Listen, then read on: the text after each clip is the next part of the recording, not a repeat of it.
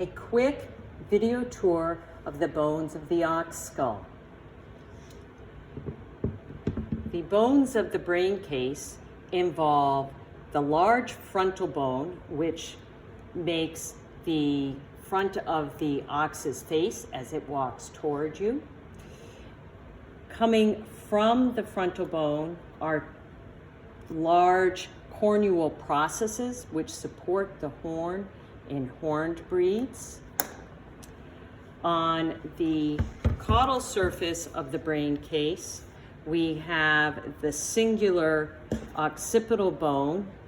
It has a large foramen, the foramen magnum, where the spinal cord enters into the brain case.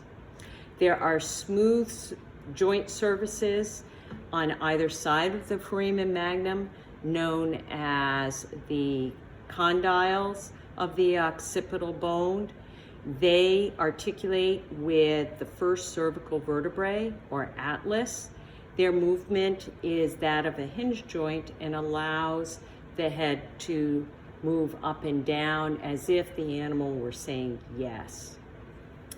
The other bones of the brain case are the side walls, known as the parietal bones, the slightly more ventral and caudal temporal bones, which encase the opening to the ear, known as the external acoustic meatus, and the bony chamber known as the osseous bulla, which houses the inner ear.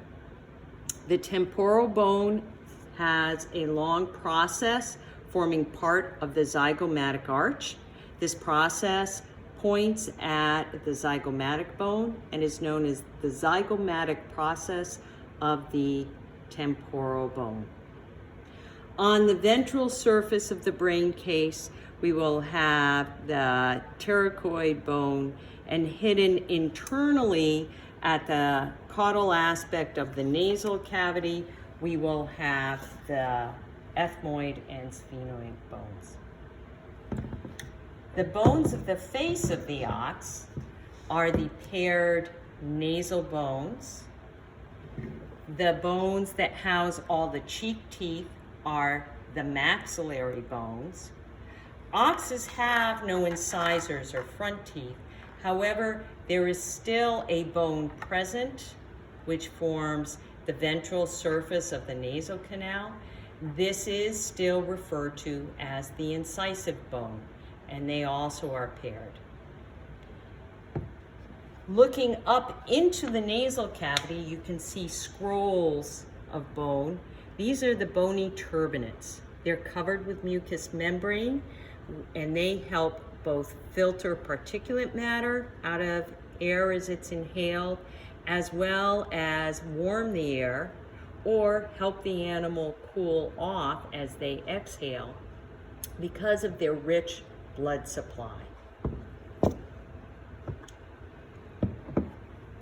The area of the orbit has a bone at the inner or medial corner of the eye that houses a duct which drains tears between the eye itself and the nasal cavity. This bone is called the lacrimal bone. The mandible is a separate bone. It forms a synovial joint with a temporal bone, and that joint is called the temporal mandibular joint. Often we hear reference to that as the TMJ.